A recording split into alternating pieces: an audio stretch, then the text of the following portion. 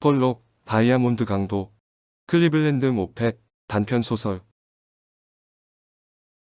1892년 11월 4일 금요일 오후 퍼시픽 철도회사의 열차가 오마하를 빠져나와 동쪽으로 달리기 시작했을 때 열차의 흡연 객차에는 13명의 사람들이 있었다. 그들 13명 중에는 복도 쪽으로 중간에 앉아서 비싼 시가를 즐기고 있는 WG 폴록 씨가 있었다. 뉴욕 출신의 그는 다이아몬드 유통상인 W.L. 폴록 회사의 외근 판매원이었다. 그의 조끼 주머니에는 15,000달러어치의 가공되지 않는 다이아몬드가 들어있었고 의자 옆쪽에 놓인 손가방에는 가공되어 판매 준비가 된 보석들이 담겨 있었다. 열차의 앞쪽에는 난로가 있었고 그 뒤 의자에는 멍청해 보이는 젊은 남자가 앉아 있었는데 농부의 아들이라고 생각될 외모를 가지고 있었다. 그는 20살이 채 되지 않은 듯했고 콧수염이나 턱수염을 기르지 않았고 모르는 사람이라면 위협이 되지 않는 멍청한 사람 정도로 간주할 듯했다. 폴록 씨에 비해서는 2-3cm 키가 컸지만 마른 몸집을 가지고 있었다. 그가 멍하니 앞쪽의 난로를 바라보는 사이 그의 옆에 앉은 승객인 J.H. 쇼우는 그를 대화에 끌어들이려고 노력하는 중이었다. 쇼우는 오마하에서 우물을 파는 일을 하는 사람으로 친절하고 사교성이 뛰어나지만 허풍이 심한 편이었다. 하지만 그 젊은 남자는 둔감하게 어깨를 으쓱이기만 했고 결국 우물 파는 사람 역시 침묵에 빠졌다.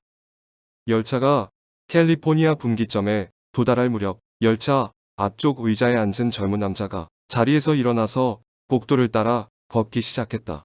신기하게도 이제 그는 15에서 18cm 정도의 검은 턱 수염을 붙이고 있었다. 그가 폴록 씨의 의자 앞에서 멈출 때까지 아무도 그에게 신경 쓰지 않았다.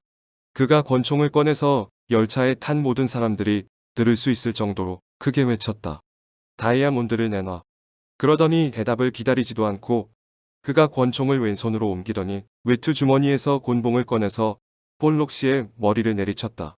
너무 강하게 내려친 나머지 곤봉에 달린 작은 주머니와 곤봉이 바닥에 떨어졌다.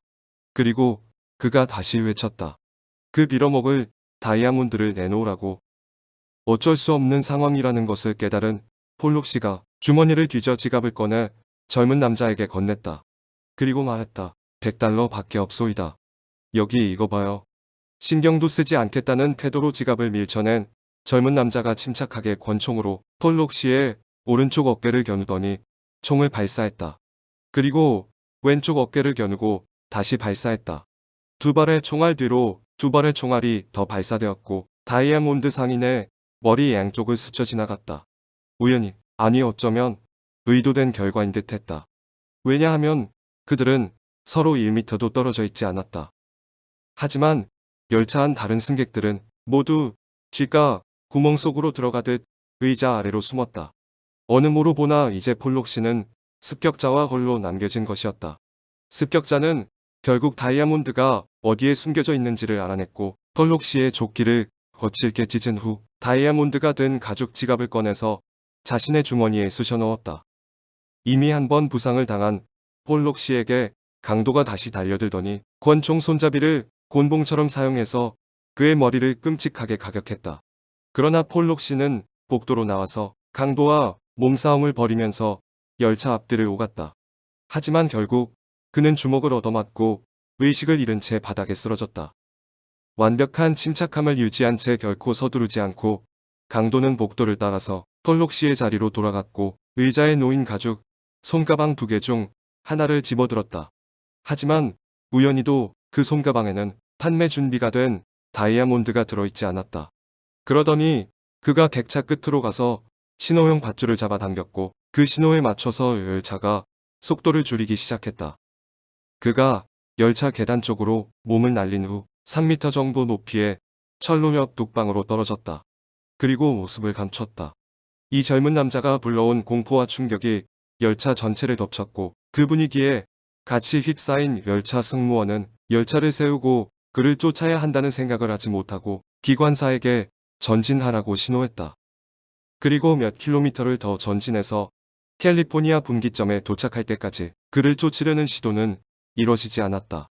공포에 빠졌던 승객들이 정신을 차리고 객차와 의자에 다시 자리 잡았다. 승객 중 한두 명이라도 폴록 씨를 도왔다면 그 강도를 막는 것은 어렵지 않았을 것이다. 하지만 결과적으로 강도는 희생자를 때리고 그에게서 다이아몬드를 뺏은 후 그 어떤 방해도 받지 않고 도망쳤다. 그가 열차에서 뛰어내린 지점 근처에서 권총이 발견되었는데 몸싸움 과정에서 총열이 망가져서 장전되어 있던 두 발의 총알이 발사되는 것은 불가능해진 상태였다. 한 명의 깡마른 남자 때문에 11명의 튼튼한 사람들이 천박한 공포에 빠져들었던 것이었다.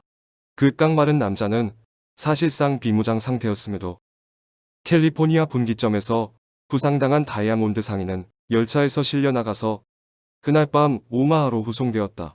폴록 씨는 보석상 방호협회에 가입되어 있었다. 그 협회는 강도 등에 대비해서 보석 판매원들을 보호하기 위해 창립된 기구로 몇 년 전 설립되었지만 아주 부유하고 강력한 조직이었다. 방호협회가 폴록 씨의 사건에 개입했다. 탐정들이 강도 현장에 도착했을 때 강도는 완벽하게 사라져서 마치 다른 행성으로 도망친 것 같았다. 근처 농부들에 의하면 말이 도난당하고 숲속에서 낯선 남자가 자고 있고 절박한 상황에 빠진 듯한 남자가 도로를 따라 걷는 것 등에 대한 소문이 돌았다. 하지만 그 모든 것은 아무 소용이 없었다. 다만 한 가지, 그 다이아몬드 강도가 오마하로 돌아간 듯 하다는 것만은 확실해 보였다. 지속적인 광범위한 수색이 오마하에서 벌어졌지만 아무 결과도 없었다. 그 남자는 사라졌고 다이아몬드 역시 사라졌다. 누구라도 그것은 알 수 있었다. 사건 해결을 어렵게 만든 것은 강도의 외모에 대한 불확실성이었다. 증언을 한 승객에 의하면 그의 외모는 이랬지만 다른 승객들에 의하면 저랬다는 식이었다. 검은 턱수염이 혼란의 원인이었다. 다만 한 명의 증인을 제외한다면 그랬다는 것이다. 폴록 씨는 그 남자가 턱수염을 가지고 있었다고 기억했다. 그는 그 사실에 대해서 강한 확신을 보였고 마치 자신이 알고 있어야만 하는 것을 확신할 수 있다는 듯 보였다. 서로 충돌하는 증언들에 의하면 강도가 콧수염을 가졌는지 그 콧수염이 어두운 색이었는지 밝은 색이었는지 결정하는 건 역시 불가능했다. 사실 그 강탈 행위가 벌어질 당시 승객들이 너무나도 심한 공포에 질려 있었기 때문에 그들 증언의 신뢰성에는 많은 의혹이 존재했다. 폴록 씨의 증언에 의하면 강도 사건이 일어나기 몇 주 전부터 누군가 자신을 미행하고 있다는 느낌을 받았다. 또한 강도가 있던 날 그는 오마하에서 가장 큰 전당포를 방문했는데 그가 있는 사이 2명의 서부 지역 도박사들이 들어왔고 향후 고객이 될 수 있는 사람이라고 소개를 받았다. 그는 2명 중 하나와 작은 규모의 다이아몬드 거래를 했고 협상 과정에서 자신이 가진 모든 다이아몬드를 보여줬다. 협상을 하는 동안 전당포의 흑인 점원이 사무실 앞쪽에서 누군가 어슬렁거리는 것을 봤다. 모자를 깊게 눌러 쓴 남자였는데 강도의 외모와 비슷했다. 이런 정황에 따라서 이번 강도 사건은 조직화된 범죄자들의 소행이며 그들은 오랜 시간 동안 기회를 노리다가 여러 번의 기회 중 실제 하루를 골라서 행동했다고 결론 지어졌다. 핑커튼 탐정사무소의 핑커튼 씨는 평생 동안 범죄자들을 연구하고 그들의 속성을 이해하는데 몰두해왔다. 그는 이런 종류의 범죄자는 평범한 범죄자들의 능력 이상을 가지고 있다는 것을 알고 있었다. 이처럼 돈을 탐하고 사람의 생명을 난폭하게 간주하고 향후 결과에 무관심한 범죄자였지만 그 강도는 빠르게 움직이는 열차 안에서 목숨을 걸고 12명의 사람들에게 전쟁을 선포하지 않고 침착하게 여러 번 생각한 후 행동한 것이다. 핑커튼 씨는 그가 초보 범죄자가 아니라 엄청난 대담함을 보여준 범죄 행위들을 저지른 적이 있을 것이라고 추리했다. 질이 안 좋기는 하지만 용감한 사람이었다. 널리 알려진 노련한 범죄자들 가운데서도 이런 행동을 할 수 있는 사람은 드물었다. 이토록 드문 용의자를 골라내기 위해서 핑커튼 씨는 스스로 사무소의 범죄 기록과 범죄자 목록을 조사했다. 사진이 붙은 수많은 페이지가 넘겨졌고 기록이 담긴 수많은 서랍들이 열렸다 닫혔다. 현재의 사건과 관련되어 고려할 만한 충분한 가치가 있는 용의자들이 10여 명 선택되었다. 10여 명의 용의자들의 사진이 즉각적으로 복사되었고 그것을 든 탐장들이 강도 사건 당시 열차 안에 있었던 승객들을 방문했다. 열차 차장과 기관사, 다른 승객들, 농부들을 포함해서 도망치는 그를 목격했을 수도 있는 사람들, 그리고 오마하의 다양한 사람들에게도 사진이 배포되었다. 결과는 충격적이었다. 열차 차장 DM 애쉬무어는 한순간도 망설이지 않고 10여 명 중 하나를 지목했다. 강도 옆에 앉았던 오마하의 우물파는 쇼우씨 역시 같은 사진을 골랐다. 그리고 자신이 대화를 해보려고 시도했던 젊은 남자가 맞다고 확신했다. 다른 승객들 역시 같은 사진을 골랐다. 그리고 도망치던 강도를 목격한 사람들 역시 마찬가지였다. 모두가 고른 사진 속의 인물은 프랭크 브루스였다. 그는 전국적으로 활동하는 젊은 축에 속하는 흉악한 강도였다. 이제 브루스를 찾기만 하면 모든 문제가 해결될 것이었다. 그를 찾기 위해서 많은 시간과 돈이 소모되었다. 수십 개의 도시에 방문이 이뤄지고 그의 흔적을 찾기 위한 모든 가능한 노력이 진행되었다. 하지만 추적자들이 거의 지쳐 포기하기 직전 그가 시카고에 산다는 사실이 드러났다. 다른 제1급 강도 릴리 보이스와 함께 그는 37번가 근처 코티지 그로브 애비뉴에서 살고 있었다. 아이오와 주지사로부터 일리노이 주지사로 요청서가 쇄도했고 브루스를 체포하기 위해서 사람들이 파견되었다. 그러나 그림자가 불리는 정보원에 의하면 그와 보이스가 집을 떠나서 미워키로 갔다는 정보가 들어왔다. 미워키는 그들의 체포 요청서가 무용한 곳이었다. 다행히도 그들은 미워키에서 강도 행위를 시도했고 90일 동안 체포되었다. 이 덕분에 시카고의 탐정들은 그가 사라진 강도가 맞는지를 확인할 여유 있는 시간을 확보할 수 있었다. 핑커튼 씨 그 자신이 미워키로 가서 감옥에 갇힌 브루스를 만나 그의 이야기를 듣고 핵심적인 사실들을 확인했다. 그리고 이틀 후 의도하지는 않았으나 실망스럽게도 브루스에게 완벽한 알리바이가 존재한다는 것을 알아냈다. 보다 철저한 조사를 위해서 열차 차장 애쉬모어와 쇼우 씨가 미워키로 왔고 그들에게 브루스를 보여줬다. 신중하게 그를 살핀 후 그들은 자신들이 사진을 고르는데 실수를 했고 브루스는 그 강도가 아니라고 증언했다. 브루스가 무죄라는 것이 증명된 후 용의자도 없고 단서조차 남지 않는 상황이 되었다. 하지만 바로 그 순간 핑커튼 씨가 한 가지를 기억했다. 몇 년 전 그는 서부로 출장을 가서 도박장을 턴 혐의로 체포된 남자를 조사하러 간 적이 있었다. 그는 네바다 리노시에 수감되어 있었다.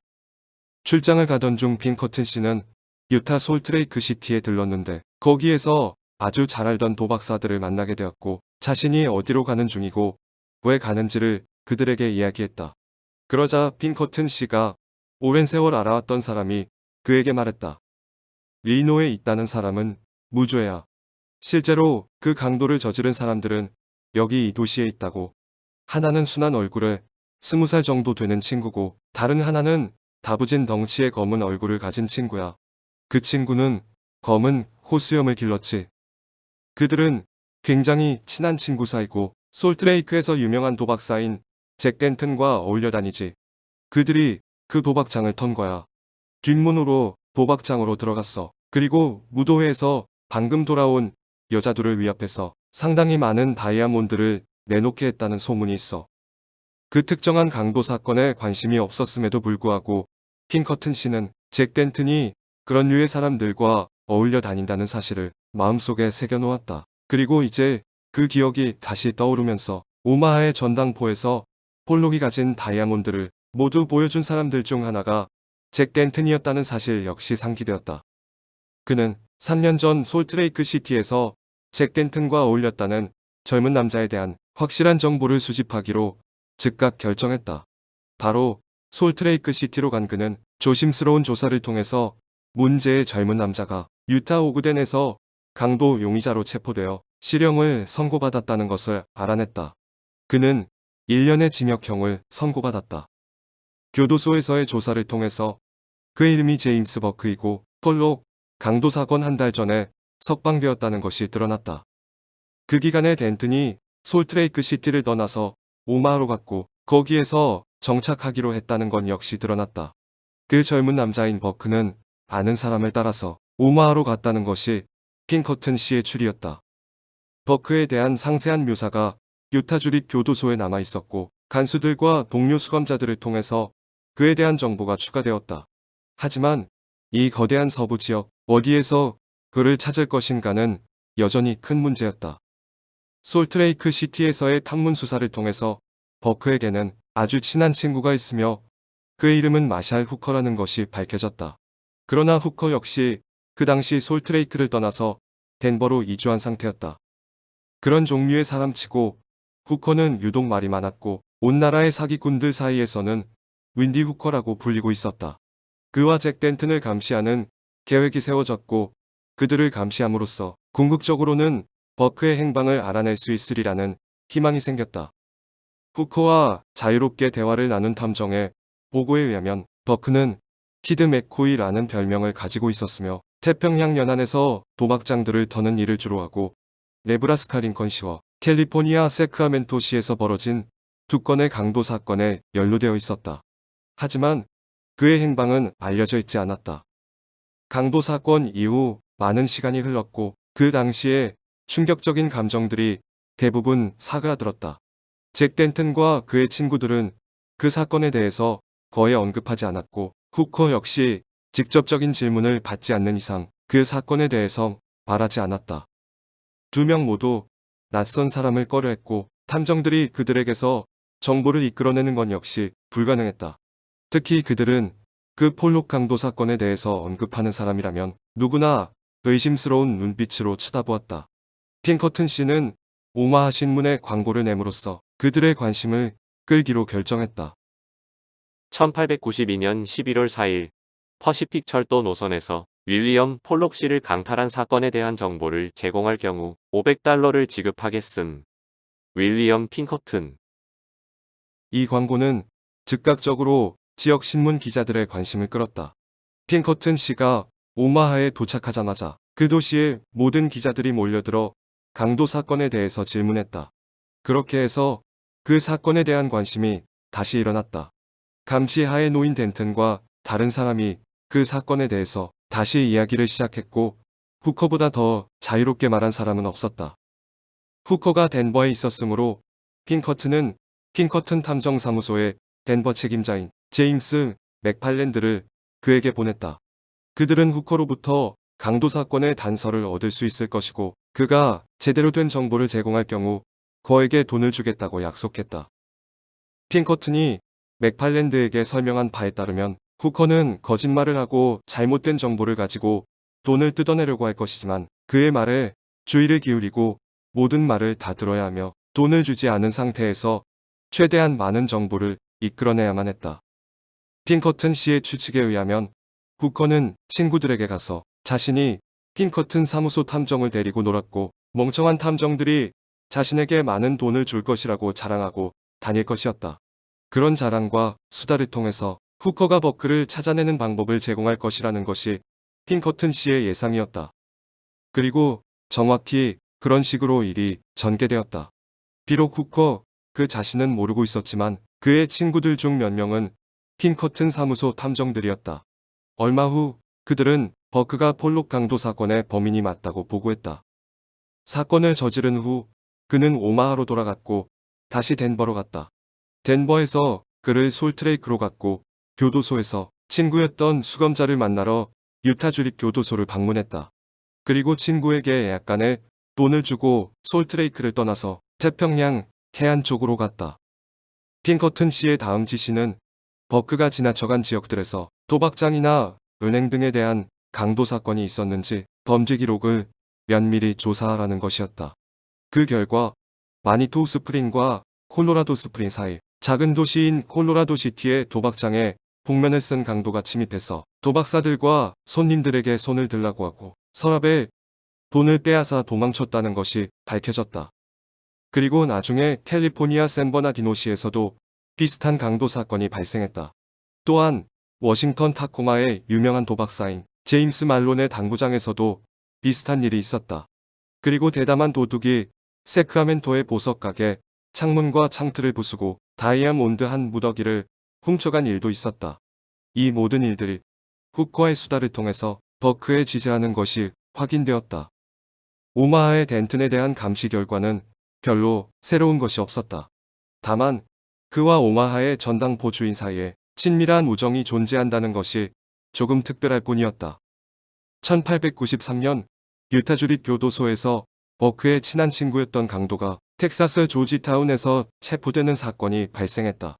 핑커튼 씨는 거기로 가서 그 사람을 만나 폴록 강도 사건의 용의자를 추적할 단서가 없는지 확인했다. 그리고 그는 오마하의 탐정들에게 지시해서 잭 덴튼과 후커에 대한 감시를 게을리 하지 않도록 했다. 핑커튼 씨는 즉시 전보를 쳐서 열차 차장 애쉬모어와 쇼우 씨를 리드빌로 보내서 그곳의 수감자가 버크가 맞는지 확인하라고 지시했다. 그리고 뉴욕에 있는 폴록 씨에게도 동일한 요청이 전달되었다. 또한 덴버 지부의 맥팔랜드에게 지시해서 사무소 탐정을 리드빌로 보내서 사건을 관리하도록 했다. 버크의 보석금을 대신 지불하거나 또는 그가 탈옥할 경우 추적할 수 있도록 폴록 강도 사건을 근거로 체포영장을 미리 확보하도록 했다. 이런 지시들을 모두 전보로 보낸 후 핑커튼 씨는 텍사스 조지타운으로 가서 유타 주립 교도소에서 버트와 친했던 친구를 만났다. 그러나 그는 맥코이에 대한 이야기는 한마디도 하지 않았다. 대신 핑커튼 씨가 보석금을 지급해서 자신을 감옥에서 꺼내준다면 자신이 직접 오마하로 가서 강도 사건의 다이아몬드를 가져간 장무라비를 설득해서 보석을 모두 되찾을 수 있도록 돕겠다고 약속했다. 하지만 보석상 방호협회의 규칙은 범인을 먼저 잡고 보석을 나중에 되찾는 것이었다. 그러므로 텍사스의 갇힌 사람과의 협상은 불가능했다. 핑커튼 씨는 캔사스 시티로 갔고 거기에는 덴버 지부의 맥팔랜드가 보낸 사람이 그를 기다리고 있었다. 애쉬 모어와 쇼우 폴록이 제임스 버크, 일명 키드 맥코이를 지목하면서 그가 폴록 씨를 습격해서 다이아몬드를 빼앗아간 범인이라고 말했다는 사실을 전했다. 버크는 애쉬 모어와 쇼우 씨를 보자마자 상당히 위축되었고 폴록 씨를 마주한 순간 광분했다. 아이오와 주지사의 요청서가 콜로라도 주지사에게 전달되었고 콜로라도에서의 범죄 사실이 비교적 경미한 것이었으므로 버크는 핑커튼 사무소 탐정들에게 인계되었고 아이오와 해리슨 카운티의 로건시로 끌려갔다. 리드빌에 떠나기 전 리드빌의 보안관들은 그 수감자를 다룸에 있어서 아무리 주의해도 부족하지 않다고 경고했다. 보안관의 친구를 통해서 버크가 보안관에게 한 가지를 제안한 것이었다. 리드빌을 떠날 때 자신에게 권총을 준다면 $1000를 주겠다는 제안이었다. 그는 권총으로 2명의 핑커튼 탐정을 위협하거나 죽인 다음 열차에서 도망칠 계획을 가지고 있었다. 로건시에서 열린 재판에서 버크는 어렵지 않게 유죄 판결을 받고 17년 징역형을 선고받았다. 폴록, 다이아몬드 강도, 클리블랜드 모페지음, 위즈덤 커넥트 편엠,